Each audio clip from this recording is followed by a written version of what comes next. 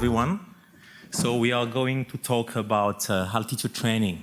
So first, I would like to ask you a question. How many of you are coaching? Can you, yes? And how many of you are using some type of altitude training, including an hypoxic tent or taking your athletes to the mountain? Okay, not so. I have to convince a lot of you that it works. My talk is about the current evidence of the effectiveness of altitude training in elite endurance athletes. Probably you know the most historical method, that is live high, train high, that has been developed in the 60s for the Mexico Olympic Games. It's very simple. You take your athletes for 3 or 4 weeks to a moderate altitude, and we have a lot of different training facilities around the world. You have here St. Moritz. St. Moritz is a Swiss ski resort, and for example, the USA track and field team has been to St. Moritz before the London World Championship last summer under the supervision of Dr. Randy Wilber and Rob Chapman. So they've been very successful, but obviously it's not enough to convince you that altitude training is effective. We need scientific evidence. Then later on, starting very early in the ex-Soviet countries for military reasons, but starting a bit later in the 90s or early 2000 with the development of hypoxic facilities, you'll get a second big family that is live low, train high. So you will use either a mask system that will be for passive exposure, intermittent hypoxic exposure, or you can use like this type of facilities that are everywhere in the world, hypoxic chambers where you can bike, run on a treadmill, and so on. In the 90s, Professor Ben Levine and his colleague Jim Stray-Gunderson, they have published a paper that has really changed the way the athletes were training. It is called Live High, Train Low. And you can then take your athletes, they will sleep in altitude and use a lower altitude for training. You can do it with terrestrial method. You take your car or a cable car to train lower. Or you can use like simulated altitude, either with nitrogen dilution or oxygen filtration. Just be sure that you understand that live high, train high, and this type of simulated altitude are two different types of hypoxic stimulus. Here, you'll have 20.93% of oxygen. Even at the top of the Mount Everest, you have the same oxygen concentration than here. What makes difficult to use oxygen, what makes more difficult the oxygen delivery, is that you have a decrease in the barometric pressure. So the inspired pressure of oxygen is decreased in hypobaric hypoxia, I mean real altitude, because of the decrease of the barometric pressure, while in simulated altitude, very often, in most of the training facilities now around the world, you have a decrease in the oxygen concentration, in the oxygen fraction, and no change in the barometric pressure. So here you have hypobaric hypoxia, and here you have normobaric hypoxia. But you can perfectly match the oxygen pressure between the two conditions. It is possible to match the oxygen pressure, but it's impossible to match both oxygen pressure and nitrogen pressure. We will discuss if it has some consequence in terms of the athlete's preparation. So in 2007, Randy Wilber published a book, and at that time, you had these 3 big families: live high, train high, live high, train low, live low, train high. Then we speculated that it could be beneficial to combine. For example, here, live high, train low and high. You will sleep high, train low, and from time to time, train high. And instead of having only passive exposure and IHT, that is interval training in hypoxia, we've also developed new training method in this live low, train high family. That is continuous hypoxic training, low intensity continuous training. So you will go to the chamber for 1 hour at 60% of your PPO, for example. And a new method that is repeated sprint training in hypoxia, RSH. And later on, I will explain how it could benefit to the preparation of the triathlete to combine leave high, train high, leave high, train low, and these new training methods. So finally, the picture of the panorama of all the hypoxic training method now, it's a bit more complex than it was only a few years ago. You still have leave high, train high, leave high, train low, leave low, train high. You can see that you can induce hypoxia at the peripheral level either by using systemic hypoxia, so decreasing the oxygen pressure, or by using some other type of mechanism like blood flow restriction or ischemic preconditioning. At the end, at the muscle level, you will get a deoxygenation, you will get some similar mechanisms than if you are in altitude. So if I dare speak about my personal journey, as it was mentioned, I have had in a previous life some experience as a coach with different countries, and we've been using for very long all these training methods. So we've been to Kunming in China, we've been to Kenya, we've been with different teams everywhere. And a lot of the investigation that I'm running now as a scientist are more or less based on some concerns I had when I was a coach 20 years ago. So there's a direct translation of what we are doing as a scientist to the field, and then I hope it will also help you. So first point, is it exactly the same to use real or simulated altitude? Then I will speak about the potential risk to use altitude training. Is it risky in terms of the health of your athletes, or simply is it detrimental in terms of the aerobic performance? Then I will ask a very important question, the most important question for you: does it work? Is it effective to take elite endurance athletes who have already a very high VO2 max, who have already a very high total hemoglobin mass to altitude, or did they already reach some limit? And then there's no point to take them to use hypoxic method. And later on, I will introduce some recommendation about how you could optimize the monitoring of training, recovery, sleep, when you take your athletes to altitude, and present the RSH method. So that's the content of my talk. So first of all, is it exactly the same? For long, remember altitude training started in the 60s, for long, all the physiologists around the world were looking only to one single and simple mechanisms: improving oxygen transport capacity.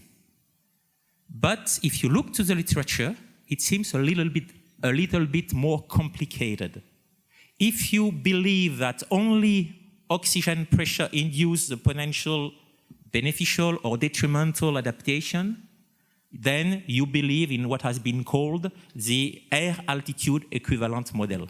Only oxygen pressure is important. Then, if it is the case, there's no difference between hypobaric and normobaric hypoxia, because you can perfectly match oxygen pressure.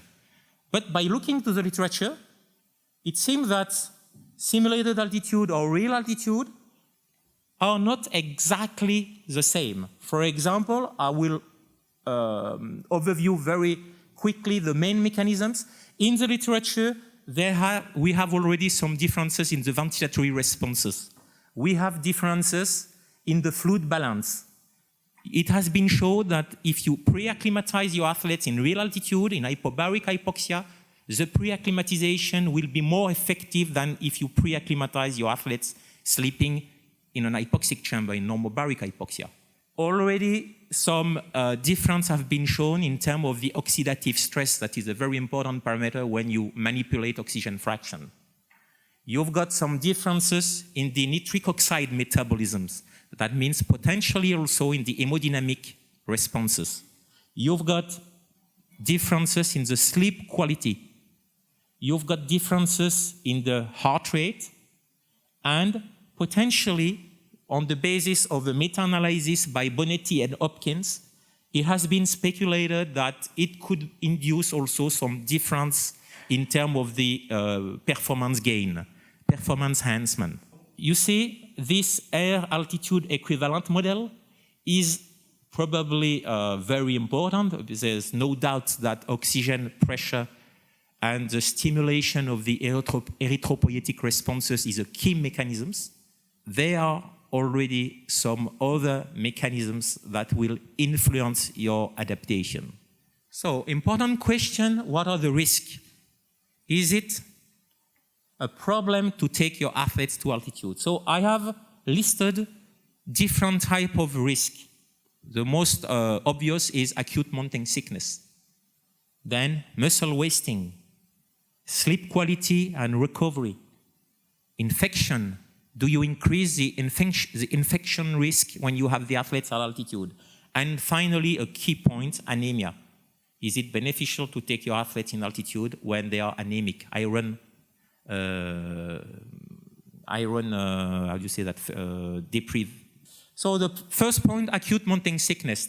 First of all, you can see that the prevalence is quite low at the altitude that are used for ergogenic effect. We will never recommend to take athletes above 3,000 meters. So the prevalence is low. Secondly, the symptoms, it's not that dangerous. It's only headache, loss of appetite, dizziness. It starts after 4 to 8 hours, so generally during the first night. And of practical interest, after 2 to 3 days, you have a complete remission. So for the worst of the case, you might have up to 20% of your athletes who will sleep not so well during the first night if you sleep between 2,000 and 3,000 meters of altitude. There is no risk that they will develop cerebral edema or pulmonary edema at that altitude. It has to be much higher. Second point, muscle wasting. You know, it's a very simple mechanism. Since you have less oxygen in your blood, to improve the diffusion to the muscle, if you stay long at altitude, you will have a reduction in your muscle volume. And this reduction is shown here. You have the hypoxic dose, how long you stay at altitude, and you have the decrease in the cross-section area. That means the muscle volume in the quadriceps. What we see here is that this muscle wasting starts with 5,000 of kilometer per hour. 5,000 of kilometer per hour, it means 5,000 hours at an altitude of 1,000 meters, or 2,500 hours at an altitude of 2,000 meters. So that means that to get a potential muscle wasting, you would have to spend more than 100 days at an altitude of 2,000 meters. Again, it is not what we recommend. We will never recommend you spend so long in altitude. So the risk of muscle wasting, we can forget it. Then you've got the sleep quality. Here, there's a slide from one of our studies where you get the saturation, sleep saturation, and we compare sleeping in an hypoxic chamber, normobaric hypoxia, and sleeping in real altitude. The ambient oxygen pressure was matched, but you can see that you will desaturate to a larger extent in real altitude. And you can see also here that this index, that the number of times you desaturate than more than 3%, it is a marker of periodic sleeping. This index is higher in real altitude than in simulated altitude. So it is true that sleep quality will be deteriorated when you sleep at altitude, but it will more deteriorated when you sleep in real altitude than in simulated altitude. Everything comes from the different breathing pattern. The way you breathe is different in simulated and real altitude. Next point is iron supplementation or iron deficiency. It is a study from the team of Chris Gore at the Australian Institute of Sport. They've checked what would happen when you have people who could be with a low ferritin or people who have a high ferritin, and they will take high dose or a low dose of ferritin.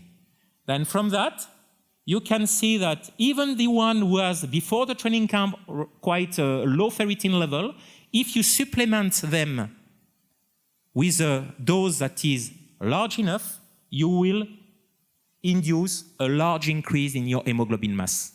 So for example here, they took 200 milligrams of iron per day, and at the end, you can see they had a 4% increase in the hemoglobin mass. If you have no supplementation, does not matter if you have a high initial level of ferritin or a low level, you will have a minimum increase in your hemoglobin mass. And if you have a low ferritin level before, but you take a lower supplementation, then you will get a lower increase in hemoglobin mass. To make it short, whatever the level of ferritin you have before an altitude training camp, you have to supplement the athletes with iron. And if the supplementation is high enough, then it will make possible that you have the increase in hemoglobin mass. So if I summarize about the risk, acute mountain sickness, there's no risk. Muscle wasting, there's no risk. Sleep quality, yes, it is a problem, but it is a problem in real altitude, less in hypoxic chambers. Anemia is a problem, but that needs a very early and large supplementation. Then you can see that I didn't speak about infection because the key issue in altitude is that you have a real increase in your upper respiratory tract infection. You have a larger increase to get sick, and obviously it is not something beneficial in terms of preparation and performance enhancement. And then here, there is no real solution. It is recommended to not use antioxidant during the acclimatization phase, so you can't not use massive dose of vitamin C, for example, because it will blunt the ventilatory acclimatization. It is simply to get a very good medical staff to survey, to check the athletes, and to make sure they don't get sick during the first few days at altitude. So the other key question is, does it work for elite endurance athletes? So you have to remember that when you go to altitude, you have to define the level of altitude. Is it too high, is it too low? And the duration. In terms of the level of altitude, going to this oxyhemoglobin dissociation curve, here you have the relationship between the arterial pressure and the arterial saturation. That's 100 millimeters of mercury in the arterial blood. That's the lung level. And here, that's the muscle level. You can see it's not a linear relationship. From that, if you get in this portion above 60 millimeters of mercury, a decrease in your arterial pressure, maybe because you have some pulmonary disease or simply because you are at altitude, has a very small impact on your saturation. But when you go to the steeper part of the curve, a decrease in your arterial pressure induces a large decrease in saturation. And this level of 60 millimeters of mercury corresponds to the altitude of 2,500 meters. But in addition, you know that when you exercise, and it's even more true in elite endurance athletes, you have a desaturation, including at sea level. About 50% of the top winter ski elite athletes are hypoxemic, exercise-induced hypoxemic. That means even in normoxia, at high intensity, they have a large decrease in their saturation. That makes that, if I take into account the desaturation that is due to the altitude and the desaturation that is due to the exercise, we know that the perfect altitude range to do live high, train high is between 2,200 and 2,500. But when you look to all the different training facilities around the world, you have a lot of them that are too low. Most of them, like Colorado Springs, Kunming, the Chinese one, Font-Romeu, the French one, Saint-Moritz, the Swiss one, are too low. Most of them have been developed too early, and we didn't have the knowledge at that time. So if I take the range above 2,200, and you have to go either you have to choose either you go to East Africa, like Iten, or you go to the Rocky Mountains. That is a good option for you. Or in Europe, you have only one training facility, that is Sierra Nevada, the Spanish one. That is at the perfect altitude level. But in addition now, for the sake of combining different altitude methods, you get like Font-Romeu, the French one, 1850, but they've just established an altitude chamber at Font-Romeu because they want to be able to do live high, train high, and for example, repeated sprint in hypoxia.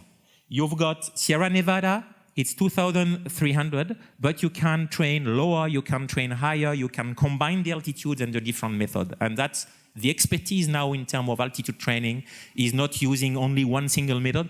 Live high, train low, RSH is about the combination. You can see that it would be not possible to convince Font-Romeu just 10 years ago that they need an hypoxic chamber in Font-Romeu. It was only for live high, train high. Now you've got all these different possibilities. Then the mechanisms for elite endurance athletes, they need a high oxygen transport capacity. Is a very simple one, at least on a paperboard. You've got a decrease in your inspire oxygen pressure, decrease in the arterial pressure, then you will stimulate the expression of the IF1 alpha, stimulate the production of EPO in the kidney, that will induce the erythropoiesis, increased level of erythrocyte, then total hemoglobin mass. There is a strong relationship between hemoglobin mass and VO2 max, and we know that VO2 max is a very important, not the only one, but a very important parameter for aerobic performance. But in the same time, you know, there are several and a lot of different side effects that we are looking for. Then looking to the increase of hemoglobin mass, it is very simple. It's a slide from Levin. The longer you stay at altitude, as long as you are in the right range of altitude, the larger the increase in hemoglobin mass. Let's say 3 weeks at an altitude of 2,200 will induce, on average, 3 to 4% increase in hemoglobin mass. 1 more week will increase a bit more your aerobic capacity. The only way you can measure the total hemoglobin mass is by using the CO rebreathing method. That is, here you will inhale a little amount of carbon monoxide, that is a poison, and by calculating the carbon monoxide has a very strong affinity with hemoglobin. Then it will bind to hemoglobin, and then you have to do a bit of calculation. You can calculate the total hemoglobin mass. It is very important because the total hemoglobin mass, that is not the hemoglobin concentration, the total hemoglobin mass is very strongly related to your VO2 max. The top athletes, they can have up to 1.5 kilo of hemoglobin in their body, like cross-country skiers, while you see top athletes, they will get up to 17 grams per deciliter. But the relationship is quite poor between concentration of hemoglobin and VO2 max, while it is very, very good between total hemoglobin mass and VO2 max. But you need the CO breathing method. Then the relationship is here. Time to exposure or exposure duration to hypoxia, increase in hemoglobin mass. You can see there's a linear relationship for most of the studies, and on average it is 1% increase for every 100 hours you spend in altitude. Very simple way to remember that. 100 hours at altitude, 1% increase. But in the same time, you might have some studies that are biased. It's very surprising that with 200 hours of exposure, you get 8 to 10% increase of total hemoglobin mass. Or maybe there is some blood doping, but that's not the case here. So it's completely out of the curve. Then here the same, if I express the hypoxic dose not only in hour but in kilometer per hour, taking into account also the altitude level, then you get this relationship. And again, you get some biased study. To answer this question, does it work for elite endurance athletes?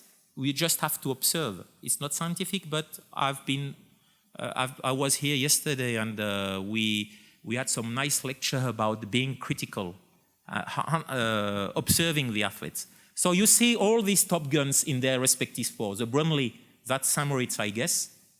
And they have also hypoxic chamber. I'm working with Romain Bardet in Sierra Nevada, Froome on the Tade. You've got Martin Fourcade, the best biathlete in the world. Paula Radcliffe, she spent most of her life between Albuquerque and Font-Romeu. You've got Mo Farah. You've got the Kenyan, obviously, in Aiten. You've got, I was 2 weeks ago in Netherlands, the Dutch ice skating. They are taking all the medals. They use also some type of altitude training. So my question is, do you know any world-level endurance athletes who don't use any type of altitude training? Personally, I don't know any of them, because I know also that some of them, they have their own hypoxic chamber. So probably there are a lot of top guns who don't use altitude training. In swimming might be a bit different, but running, triathlon, cycling, now they all use more or less altitude training. Does not mean they use it in the final preparation. For example, the Dutch ice skater, they don't use it for the tapering, they're just using for the base training. Many options. You know, the toolbox is very large and you have to play with all the different possibilities. Then we had a study from some colleague from Denmark.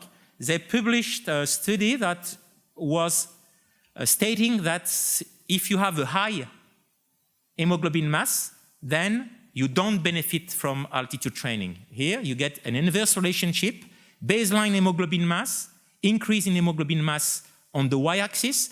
So the lower the initial level, the larger the increase. That would mean, if I believe this study, that would mean that there is no need to take my top athletes in triathlon, for example, because for sure they are here. For sure they have above 14 or 15 grams per kilo of hemoglobin mass. They would not benefit. The problem is that 3 of these studies have been biased. It's been criticized not by myself, it's been criticized by, 2 have been criticized by Jon Verling, head physiologist at the Swiss Institute, and 1 has been criticized by Chris Gore, head physiologist at the Australian Institute of Sport, people who work on a daily basis with endurance athletes. And if I take into account the relationship between exposure duration and increase in hemoglobin mass, with the 9 studies, there is no relationship, surprise. If I take out the 3 BA studies, there is this relationship. Then we've been challenging this data, and we just published a study with Rob Chapman and my team. Rob Chapman is the head physiologist of USA Track and Field, very knowledgeable scientist in altitude training. And then we took into account 15 studies using zero rebreathing, so the more accurate method.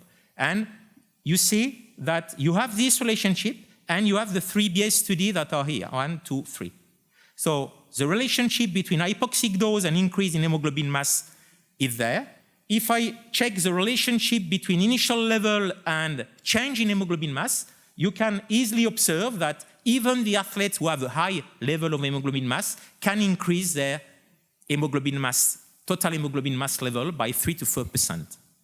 That means that it's still valuable to take your athletes even if they have above 75 or 80 of VO2 max, even if they have above 14 or 15 grams per kilo of hemoglobin mass. That has just been published in British Journal. And then we did another study where we did investigate exactly the same, but taking into account endurance athletes and team sports athletes. So you can get the relationship, no relationship at all between initial level and increase in hemoglobin mass. But here you had this relationship expressed in gram per kilo. This relationship is simply explained by the change in body weight. The change in body weight, and you know that altitude has an anorexic effect. It's likely that your body weight will decrease. Change in body weight will explain the relationship between change in total hemoglobin mass and initial level of total of hemoglobin mass expressed in gram per kilo. To make it short, we believe that it's still very valuable to take your athletes, and it is supported by all the scientists, most of the scientists in the world who work on a daily basis with elite endurance athletes, and it is supported by the current practice at the elite level in almost all the endurance sports. So now let's speak about how you could improve the way you monitor acclimatization and fatigue with your athletes. Coming back to the initial study of Ben Levine, probably you've seen this slide many times. You know, they had 3 groups. They trained for 4 weeks. One group trained and slept at low altitude, at around 1,200 meters. That's the group low. 2 groups slept at around 2,500 meters. One group train high, sleep high, train high. One group sleep high, train low. The 2 groups who slept in altitude improved their VO2 max. And in terms of the translation to the field, the group who slept high but trained low, you have it here, after few weeks after the training camp, had a larger improvement in terms of performance. They had a larger decrease over time. They have a larger decrease in time over 5K or 5K running. So this study has completely changed the way most of the athletes train, and the leave high, train low method has been seen as a gold standard method. But my point is about the possibility that you would benefit from altitude training or you would not. If you improve your performance, then you can be called you're a responder. You respond positively to altitude. If you don't, you're a non-responder. Here you have in black the responders and in white the non-responders. What can we observe? It seems that the responder, they had a lower decrease in their velocity during interval training. They had a lower VO2 during interval training. To make it short, it's very important to observe the behavior of your athletes. The athletes who will suffer to a large extent about altitude training, who will complain that they don't feel good, had a bad mood, they are more likely to be non-responder to altitude training. So that's the first point, and probably is the most important one. Observe your athletes and check their feeling, check their behavior. So you had all the training content, and then you had the physiological response that would explain at the end, positive response or non-positive response. So during the acclimatization phase, the first few days, 5 days, 7 days, up to 10 days, if you have no experience of altitude, it's possible. The acclimatization phase is absolutely key. If you are not accurate in terms of dehydration, desaturation, infection, intensity of training, sleep quality, fatigue level, and ventilatory acclimatization during these first few days at altitude, you have no chance that the athlete will benefit to the altitude training camp, from the altitude training camp. So, few solutions. Dehydration is very important. You have a large risk to be dehydrated because you will hyperventilate, and since you hyperventilate, you will release a lot of CO2 that will change your acid-base balance in your blood, and you will then remove your bicarbonate by the urine. So you will have a lot of fluid loss by the ventilation and a lot of fluid loss by the urine. Then the risk to be dehydrated is very high. Then you need to monitor dehydration by using urine-specific gravity, by using bioimpedance, simply by monitoring fluid intake, or if you don't have all these tools, you can simply measure body weight every morning. Desaturation is absolutely key. Obviously, when you go to 2,500, the first night you will have a large desaturation, but you expect that the athletes, they will resaturate progressively during the acclimatization phase. So just monitor the saturation level at least in the morning, if possible during the night in your athletes. You expect a progressive increase during the first week. Then you've got the infection risk. We talk about that. So probably you can speak with your medics about some supplementation. Some teams use glutamine. You can't use vitamin C. And monitoring clothing. Moderate intensity is absolutely key. You know, Malcolm was talking about the training zone. During the first week, you have to do either only moderate intensity below the first threshold or sprint or explosive exercise. No interval training, no training in the heavy zone or in the severe zone. Then recovery, sleep quality, different way. You can use questionnaire. In my case, we use questionnaire. For example, the DALDA is pretty good. Fatigue, you can use RPA during the session and use heart rate variability. And then the ventilatory acclimatization, a key parameter is the breathing frequency. If you are a good responder in terms of your chemosensibility, then you will have a large increase in your ventilation. You can monitor the breathing frequency. Now you have some application like Sunto or Garmin that will extract the breathing frequency from your RR interval spectrogram.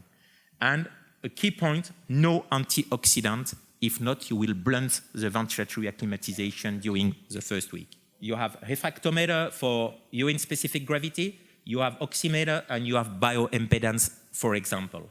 I want to show you a study we did with a French Nordic ski team. We had 3 groups. One group slept in altitude at 2,700 and trained at 1,100. And this group, every morning, the training was adapted based on heart rate variability. Another group did live high, train low, but then follow the program from the coach, no adaptation. And the third group was a control. What do we observe? Taking into account some feeling of the athletes, you can see that the group who slept in altitude, the group H, they have a large increase in this score. That's a French Society of Sports Medicine score about overtraining. So they felt more tired. If you use the anxiety, they felt more anxious during the 2 weeks of training. That's a classic response to altitude in many athletes. It's an additional stress, an additional stimulus. But you can also see that the group who was HRV guided, they maintain the level of anxiety and the level of fatigue to the same level than the control group. Then, using heart rate variability, we have also a different response. The hypoxic group increased the heart rate in the morning and increased the low frequency, while the group that was HRV guided maintained these HRV responses to the same level than the control group. And in terms of performance, you can see that the 2 groups who slept in altitude improved their performance 3 weeks after, but not to the same extent. So what can we say from this study? And it's just been accepted in European Journal.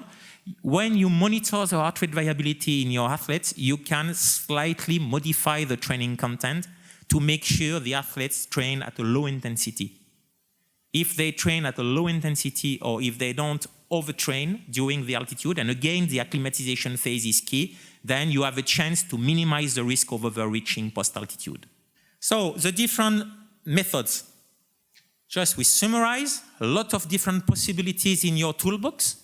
I put in green all the ones I believe are useful in some way for triathletes. Most of you use live high, train high, 3 weeks in St. Moritz, live high, train low, using hypoxic tent, hypoxic chambers, the combination of the two. And I want to present a new training method that is called repeated sprint training in hypoxia. Repeated sprint training on hypoxia, it is sprint flat out and it is in hypoxia, okay? So it is based on the fact that you will have high intensity exercise inducing a high fast twitch fiber recruitment and in the same time high altitude inducing a large desaturation and deoxygenation. It is a method I did develop in my lab. So for all of this method, you have to investigate what are the mechanisms. Is it only the hematological response versus the non-hematological factors, which method I will use, and for each method, not only guessing what will be the ideal hypoxic dose, altitude level and duration, but also very important, what are the change in my training content and especially in my training intensity. For who? So if you are a coach of a developmental team, it's not exactly the same periodization that the top guns. And when, a very important question, the periodization. My option is that you have all the possibilities on the table, then you won't use exactly the same method during the base training, during the pre-competitive training, just before the Olympics. You have to play with the different training methods. Coming back to this method, repeated sprint training in hypoxia, you know, it is here, live low, train high, RSH. If you remember that it takes 100 hours of altitude exposure to induce 1% increase of hemoglobin mass, for sure, the adaptation by using 30-minute session flat out of repeated sprint in altitude have nothing to do with the hematological change. It has to do with peripheral adaptation in the muscle. The idea that it is of importance to be able to repeat high-intensity action, including in triathlon. I've been looking to the literature, but you know that much better than I. That's the power profile on a World Cup in cycling. In cycling, it's not constant at all on the World Cup level.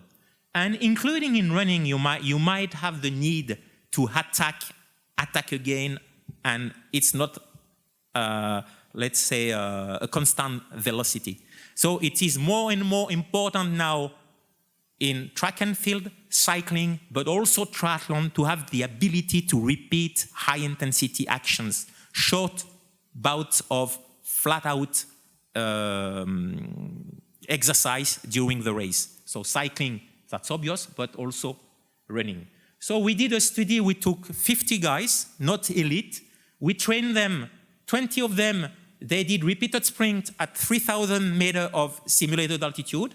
We had the group, they had exactly the same training at close to sea level, that's Switzerland, 480 meters, and a control group who didn't do any repeated sprint session.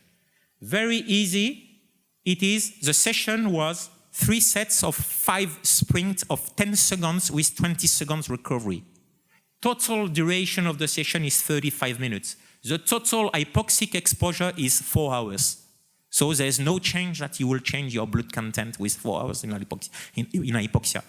It is too short. Then the main results. When you do repeated sprint in normoxia, you know, you have the sprint, that's the average power output in white before the training intervention, 8 sessions, and after. So you do repeated sprint, you increase your power output. It's a very classically described. If you do repeated sprint, you improve your repeated sprint ability. But to the same level of exhaustion, it was exactly the same number of sprints. It was 9 sprints to go to 70% of the peak power output before. Then they did 8 sessions of repeated sprint training in normoxia. Later on, they have 9 sprints to get to the 70% of their peak power output. Very classically described. Then the main difference with the repeated sprint training in hypoxia is that before in white, they had 9 sprints, but later on, they have improved the number of sprints to get to the same level of exhaustion. That means you don't improve to a larger extent than the normoxic training your power output, you don't improve to a larger extent your glycolytic capacity, you don't improve to a larger extent your VO2 max, you simply improve to a larger extent the capacity to repeat more sprints. So this type of findings has been already translated in French tennis, in Welsh rugby. We've got now some work to start with the NFL, because it's obviously a direct interest in team sports to improve your repeated sprint ability. But my guess is that at least at the elite level, it is also something that is of interest for elite triathletes. You need to do live high, train low, and repeated sprint, because it's completely different mechanisms. We did also observe that in terms of the transcriptional responses, we took muscle biopsy. you've got some specific responses by using RSH. And the main reason might come from what's going on in the muscle. Here you have an indicator of the deoxygenation in the muscle. When I sprint, I will deoxygenate my muscle, and during the recovery, I will reoxygenate my muscle, okay? When I do my hypoxic training in hypoxia, my repeated sprint training in hypoxia, that's the black triangle before, and after the 8th session, you can see you have a large increase in the amplitude of the total hemoglobin in the muscle. That is, you have more blood coming to the muscle during the sprint and large change in deoxygenation, reoxygenation during the sprint and the recovery. That is potentially of interest. So when I do repeated sprint in hypoxia, as you've seen, we improve repeated sprint ability. We've got transcriptional response, specific adaptation that you don't get with low-intensity exercise in hypoxia. You've got larger change in blood flow and oxygenation level in the muscle. And that's the key mechanisms. Because it is sprint, you have a fast-twitch fibers recruitment. And we know that when they are more perfused, fast-twitch fibers are acting. And then you have the benefits of waste metabolite removal. Okay? The question is why it works with repeated sprint training in hypoxia and it does not work with interval training in hypoxia. It means you have no additional benefits to do interval training. I've done a lot of study on that. If you do 2 minutes work interval, 3 minutes work interval in a hypoxic chamber, at the end of the training period, you get exactly the same performance enhancement that if you've done it in normoxia. So there's no additional benefits to do IHT, interval training in hypoxia, while I'll just show you one data, there is some additional benefits with RSH. Then obviously you have to convince the people, and the best way to convince people is to increase the level of evidence. So we run a meta-analysis, and you can see that this meta-analysis, you had a lot of studies, not just from my group. Most of the studies were in favor of repeated sprint training in hypoxia. You have a larger increase in mean power during repeated sprint session after RSH when compared to RSN in normoxia. The problem with altitude is that there are many places you don't have altitude at all, and there are many people they don't have any type of hypoxic facilities, mask system. So you can use hypoventilation at low lung volume. So here you can see that if I exhale and then keep my hold my breath, but not a full exhalation, I will induce some desaturation. That's, the desaturation. What we've shown is that during a session of repeated sprint cycling, during repeated sprint training in hypoxia by hypoventilation at low lung volume, you will have a large desaturation. You have it here. But at the muscle level, at least during the second set, you've got a large change in deoxygenation, reoxygenation. That means that by using simply a different way of ventilation, you can induce some mechanisms at the muscle level that are close to the one I did describe in an hypoxic chamber. And it is something of interest that is already used, for example, in rugby players. You can see you can maintain the intensity. You don't decrease your power output over the sprint, or you don't increase the velocity over the sprint, and you get the same benefit of improved repeated sprint training in hypoxia. I've been asked to discuss about the differences of altitude training for male and female. There is basically no difference in terms of physiological response to altitude, and it is not affected by the menstrual cycle phase, the altitude-induced adaptation in the female.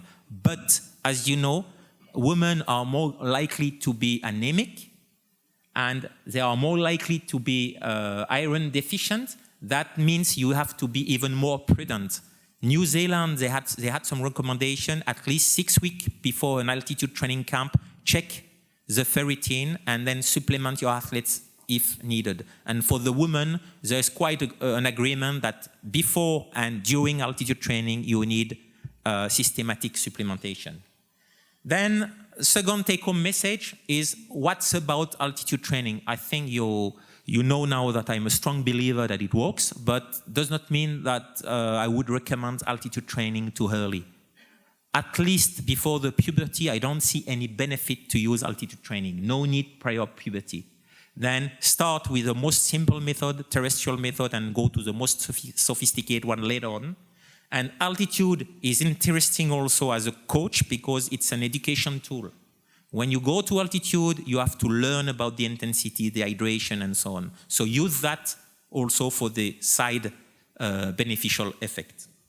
My final take-home message for triathlon is keep in mind hypobaric hypoxia is not exactly the same that normobaric hypoxia. It's a more severe stimulus. That means you can play with both. I don't recommend to use one instead of the other one. Again, depend of the condition, depend of the fitness of the athletes, depend of the period. You have pro and cons of each condition. Obviously, the individuation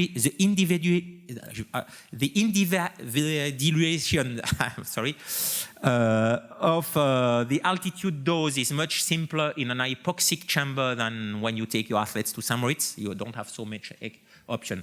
Triathlon is a very sport that is strongly determined by aerobic capacity. That means you need some prolonged exposure to hypobaric hypoxia with different altitude, as I show for Font-Romeu or Sierra Nevada. And you need now to combine live high, train low, live high, train high with repeated spring training in hypoxia. And maybe, to be confirmed, it might be useful to use a ventilatory hypoventilation at low lung volume in addition to do continuous hypoxic training or repeated spring training in hypoxia. Got 2 books for the ones who speak French. Thanks for your attention and sorry for being too long.